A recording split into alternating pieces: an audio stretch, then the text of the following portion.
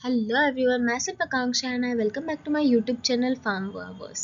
सो आज का टॉपिक है हमारा Alzheimer disease.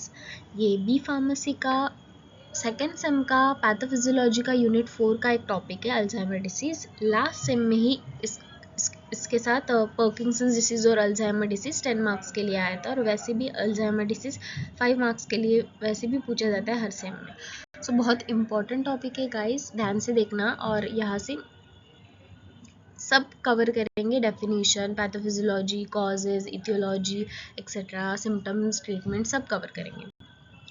So let's start. So first देखते हैं इंट्रोडक्शन। इंट्रोडक्शन में डेफिनेशन देखेंगे हम। डेफिनेशन देखेंगे अल्जाइमर की। Alzheimer disease is a chronic progressive neurodegenerative disorder characterized by loss of memory, cognitive decline, impaired thinking, behavioral changes and eventually loss of daily functioning. सो एक एक word का meaning देखते हैं। Alzheimer disease is a chronic. Chronic means बहुत लंबे time तक ये disease के कुछ ज़्यादा सिम्टम्स तो नहीं दिखते, बट अचानक ये सिचुएशन को वर्स्ट कर देता है। मतलब अभी कुछ ईयर्स तक ये जो न्यूरॉन्स है ये ख़त्म हो रहे और अचानक से फिर पूरी मेमोरी लॉस हो जाती है, एकदम वर्स्ट सिचुएशन कर देता है। प्रोग्रेसिव प्रोग्रेसिव न्यूरोडिजेनरेटिव डिसऑर्डर, इसमें क्या होता है, मतलब अल्जाइमर डिसीज़ में जो अपने सेल्स होते हैं, मतलब जो न्यूरॉन्स होते हैं, किसके ब्रेन के जो न्यूरॉन्स होते हैं वो डेथ होना चालू हो जाते हैं। Neuro degenerative disorder, okay. जिससे कि क्या होता है, लॉस ऑफ मेमोरी हो जाती है। 1 second. Then characterise by loss of memory. 1 second guys. Characterise by loss of memory, जिसमें कि मेमोरी लॉस हो जाती है, कुछ भी याद करना मुश्किल हो जाता है, या फिर रिसेंटली जो बातें वो भी याद नहीं रहती। देन कॉग्निटिव डिक्लाइन, इसमें क्या होता है, कॉग्निटिव डिक्लाइन में मतलब अल्जाइमर के पेशेंट्स में वो लैंग्वेज भूल जाते हैं, लैंग्वेज कैसे मतलब बोलना है ये भूल जाते हैं, वर्ड्स भूल जाते हैं। देन डिसीजन कैसे लेना है वो भूल जाते हैं, डिसीजन मेकिंग कैपेसिटी उनकी कम हो जाती है, प्रॉब्लम सॉल्विंग एबिलिटी कम हो जाती है। देन इम्पेयर्ड थिंकिंग, यानी कि जो वो इंफॉर्मेशन को अंडरस्टैंड ही नहीं कर पाते हैं। They reduces the ability to understand the information. वो कुछ भी सोच रिकॉग्नाइज, मतलब वो कुछ भी उनको फैमिलियर नहीं होता है, उनकी फैमिली भी वो रिकॉग्नाइज नहीं कर पाते। देन बिहेवियरल चेंजेस यानी कि साइकोलॉजिकल चेंजेस, उनके मूड स्विंग बहुत ज़्यादा होंगे, वो डिप्रेशन में चले जाएंगे, एनजाइटी होंगे, उन्हें पर्सनैलिटी में भी चेंजेस आएंगे, उनका नेचर चेंज हो जाएगा एक्सेट्रा।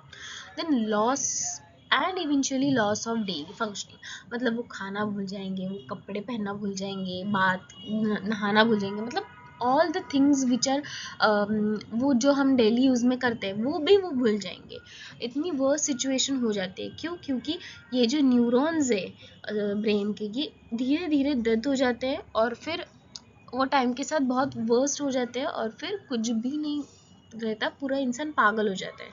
एंड फिर most common cause of dementia is, मतलब अल्जाइमर से ही डिमेंशिया भी कॉज होता है। और डिमेंशिया का जो मोस्ट कॉमन मतलब कॉज है वो due to accumulation of beta amyloidal plaque, मतलब बीटा एमिलॉइडल के प्लेक्स फॉर्म हो जाते हैं। एंड न्यूरो फाइब्ररी टैंगल्स, ये हम पैथोफिजियोलॉजी में बहुत डीपली देखेंगे कि क्या होता है beta amyloidal plaques and neuro fibrillary tangles. अभी देखते हैं नेक्स्ट पैथोफिजियोलॉजी में। So let's start.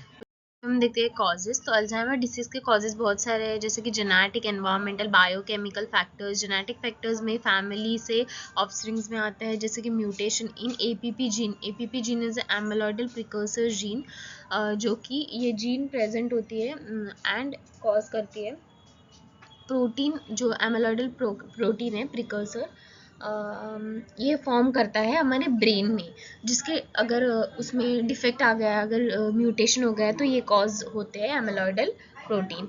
Then प्रीसेलिनिन 1 and प्रीसेलिनिन 2, ये एंजाइम्स के अगर मतलब जो एक एंजाइम का पार्ट होते हैं, एंजाइम कॉल्ड वाई सिक्रिटेस, ये एक एंजाइम होता है ब्रेन में जिसका ये पार्ट होते हैं, अगर उसमें म्यूटेशन हो जाए तो फिर ये lead to the production of toxic A beta 42।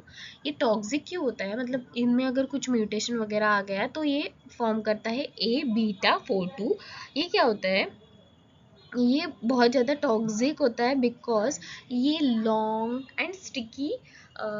Sticky thread like ऐसे सपोज होता है, जो कि एमिलॉइडल बीटा प्रोटीन ए बी यानी कि एमिलॉइडल बीटा 42 ये फॉर्म करता है। एमिलॉइड बीटा ये बहुत क्लम्प्स फॉर्म करता है, मीन्स जो न्यूरॉन्स होते हैं, राइट, ये 2 न्यूरॉन्स है, इसके पास ये क्लम्प्स फॉर्म करेंगे, सो जो न्यूरॉन्स है उनका कनेक्शन खराब हो जाएगा, सो डैमेज करता है न्यूरॉन्स को और इन्फ्लामेशन भी कॉज करता है, इसलिए ये बहुत ज़्यादा टॉक्सिक है।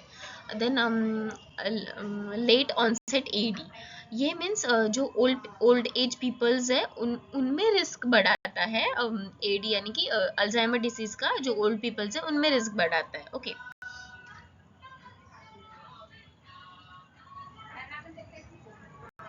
दिस इज एनवायरमेंटल फैक्टर जैसे कि हेड इंजरी हो गई, obesity, smoking, lack of physical activity can causes the what is अपना AD. Let's see the pathophysiology of Alzheimer disease. Guys, pathophysiology बहुत इंपॉर्टेंट कंसेप्ट होता है किसी भी डिसीज में। अगर आप कुछ नहीं भी करके जा रहे हो, अगर आप कौन सा डिसीज स्किप कर रहे हो, तो आप पैथोफिजियोलॉजी और डेफिनेशन तो करके ही जाओ, बिकॉज पैथोफिजियोलॉजी ये ऐसा कंसेप्ट है जो आप 10 मार्क्स क्वेश्चन में भी लिख के लाओगे तो आपको आराम से 5-7 मार्क्स तो मिल ही जाएंगे सिर्फ पैथोफिजियोलॉजी के। So let's start.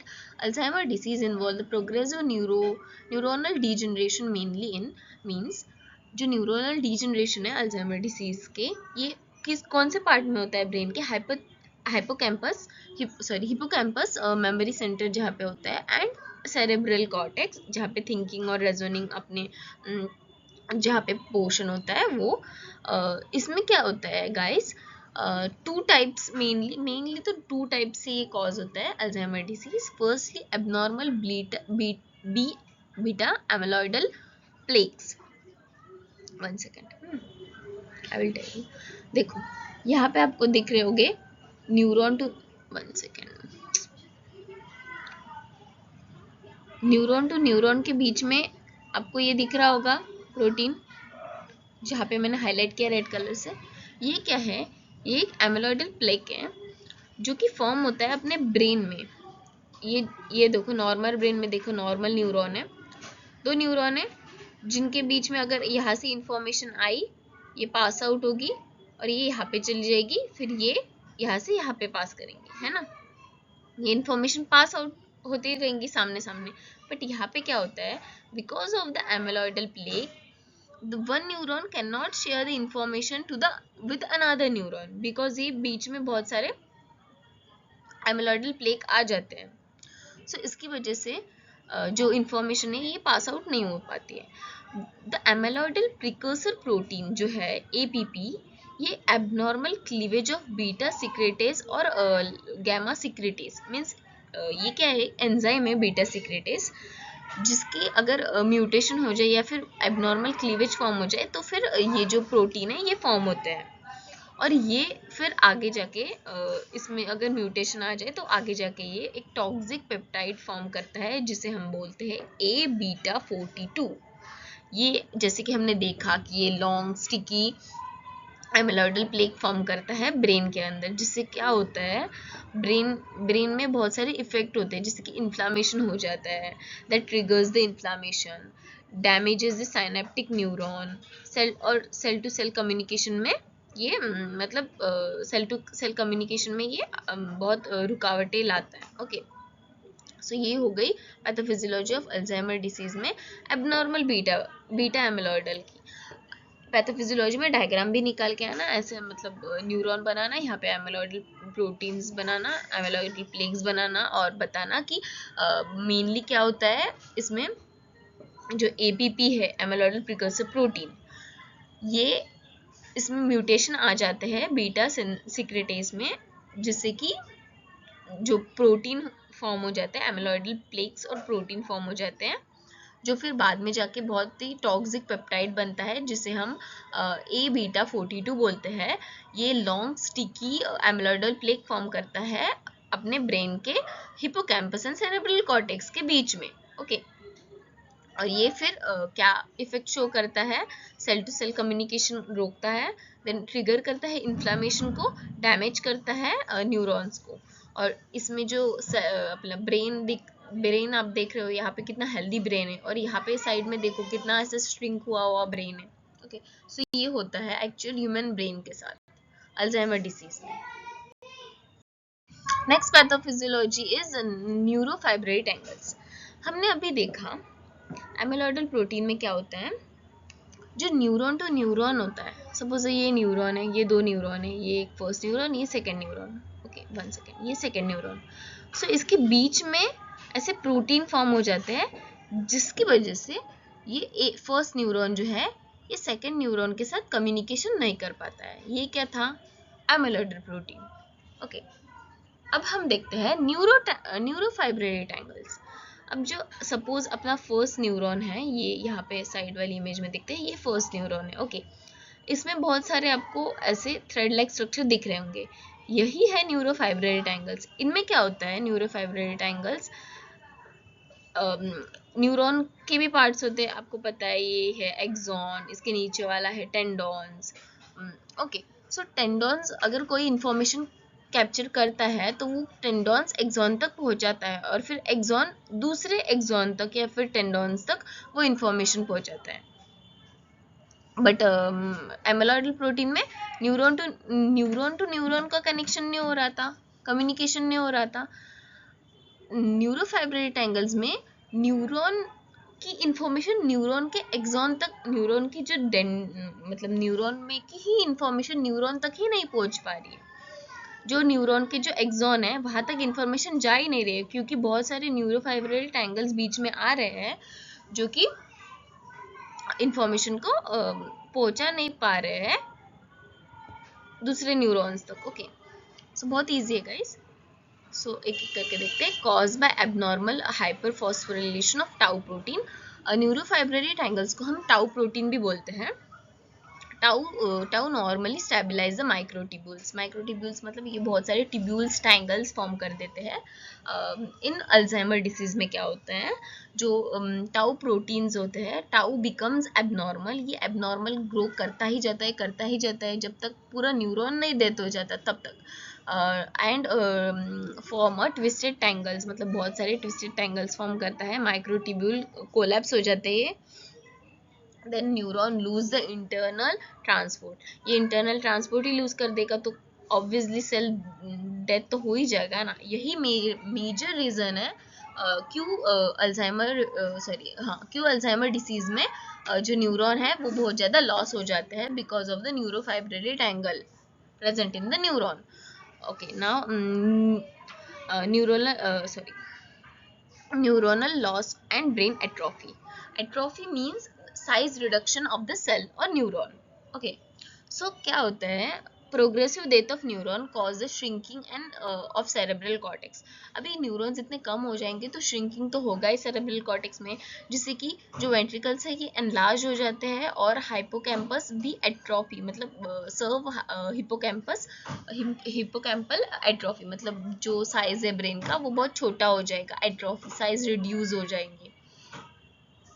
This corrected direct with memory loss, जिससे कि मेमोरी लॉस होंगी, कनेक्शन ही नहीं है तो मेमोरी लॉस तो होगी। सो ये जो बहुत इंपॉर्टेंट है पैथोफिजियोलॉजी, आई होप आपको अच्छे से समझ में आ गई होगी। I will repeat one more time.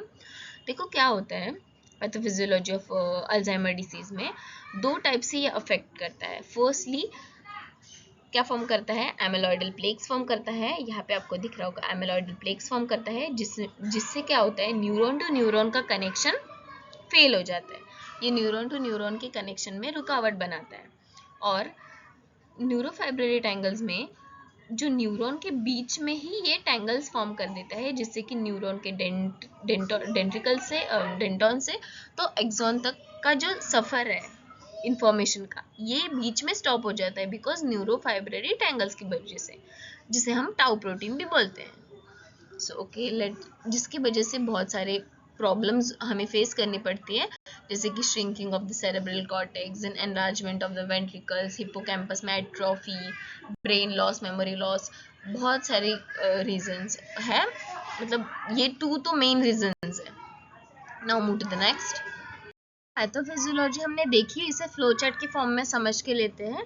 Pathophysiology of Alzheimer disease in flow chart formation. So ageing, genetic factor और एनवायरमेंटल फैक्टर्स की वजह से जो एबनॉर्मल एपीपी फॉर्म हो जाता है, बिकॉज हमने देखा एंजाइम की डिसफंक्शनिंग की वजह से या फिर उसकी कुछ जेनेटिक फैक्टर्स की वजह से एमेलॉइडल प्रोटीन फॉर्म होता है, जो कि फिर टॉक्सिक एमेलॉइडल बीटा 42 फॉर्म करता है, जो कि एमेलॉइडल प्रोटीन बाद में फॉर्म कर देता है, एग्रीगेट करता है ए बी को, एमेलॉइडल प्लेक को, किसमें, न्यूरॉन्स के 2 न्यूरॉन्स के बीच में।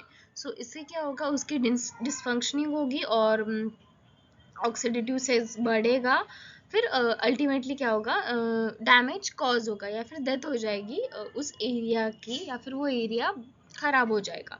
सो टाउ प्रोटीन में हमने देखा कि जो hyper phosphorylation of tau protein,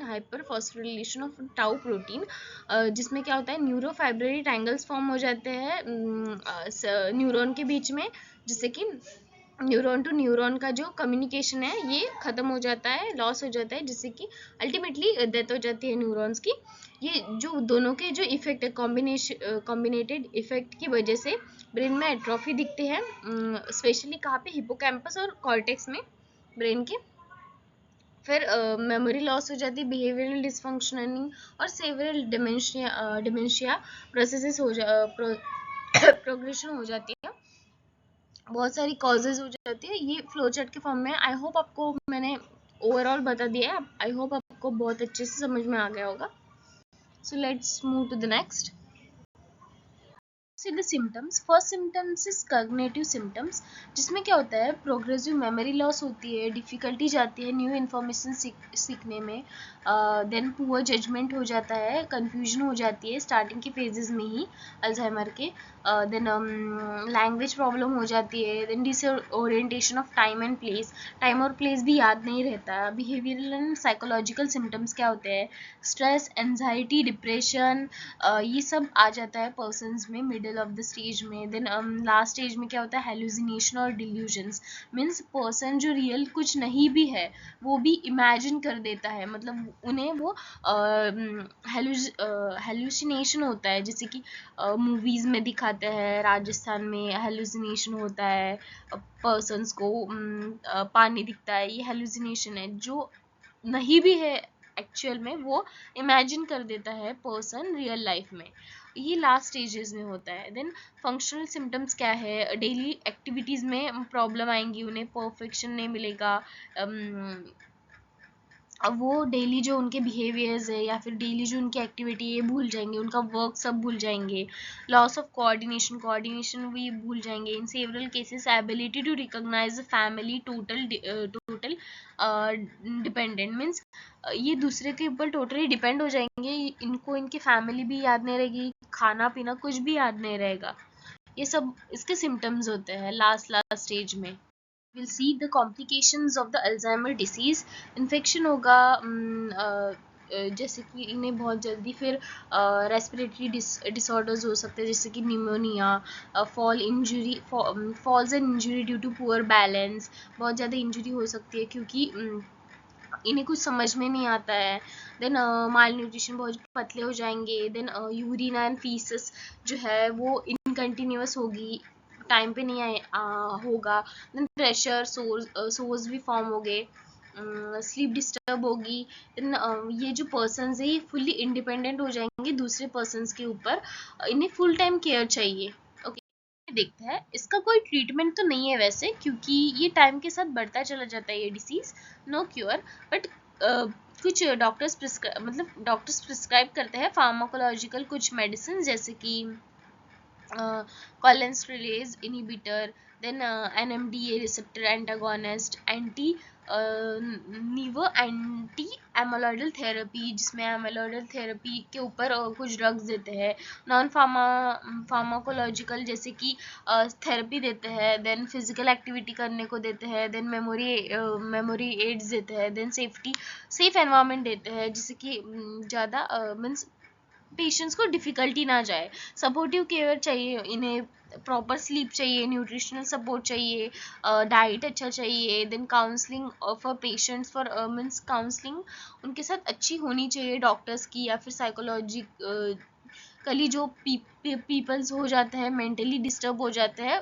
तो उनके साथ काउंसलिंग करनी पड़ती है डॉक्टर्स को, उन्हें थेरेपी देनी पड़ती है पर्सनली, जिससे कि उनका स्ट्रेस, एंजाइटी, डिप्रेशन ये सब कम हो जाए। सो ये कुछ ट्रीटमेंट्स है, बट इसका ट्रीटमेंट वैसे तो नो क्योर है, थोड़ा सा केयर इम्पॉर्टेंट है बस, बाकी ये डिसीज़ टाइम के साथ बढ़ता चला जाता है और बहुत ज़्यादा वर्स्ट हो जाता है। सो आज का ये टॉपिक आपको कैसा लगा प्लीज़ कमेंट्स में बताना। अल्जाइमर हमने पूरा कवर कर लिया है, इसके symptoms, treatment, causes, pathophysiology, then definition, all के साथ कवर कर लिया है। Thank you so much for watching the videos. Please like, share, subscribe guys.